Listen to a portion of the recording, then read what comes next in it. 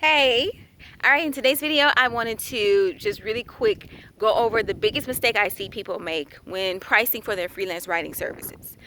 So, when people get into freelance writing, what they tend to do is, and this is the mistake that I've made, and the mistake that I see others make, which is just charging by the word or charging by the project itself.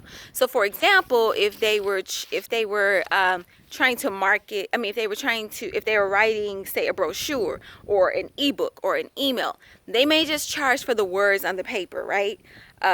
So if it's a 350 word document, they'll just charge for just the words. But that's a mistake, because there's so much more that went into writing those words than just the words. There's the mental power that went into it.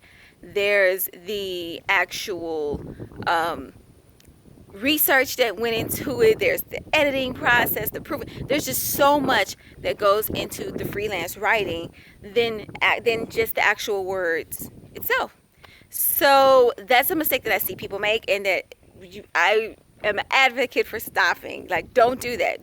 When you're pricing for your services, you need to think about the full picture. Like, when you get this project, okay, the work's got to get done. You've got to plan it. You've got to map it out. You've got to research. You've got to compare. You've got to contrast. There's revisions involved. Like, there's a lot that's going to go into a product, no matter how big or how small. So that's the biggest mistake I see freelance writers make, is just charging. And oh my God, charging for the word is a no-no. Don't do that. People who wants to pay you per word do not value you as a professional. I don't believe. I would never work for someone who's trying to pay me per word. No, no, no, no, no. If you're gonna pay me per word, then it's going to be, I'm thinking a little different. You're not going to pay me 50 cents a word. You're going to pay me not just for the word, you're going to pay me how much thought went into that word, how much effort goes into that word, how much research went into that word. So that it's just best that we just stay completely away from charging for the word, and instead think bigger. Like, okay, this entire project from start to finish, the amount of effort, time, blood, sweat, tears, research, etc. that's going to go into it is going to cost this amount of money. Okay, so that's what I encourage you to do when you're charging for your freelance writing services. It works every single time. Not only is it going to allow you to produce really good work, because when you're paid well for what you do, you tend to do a better job, right? You're happy about the work that you're producing, and then in turn, the person, your client, is going to be happy with the results. All right.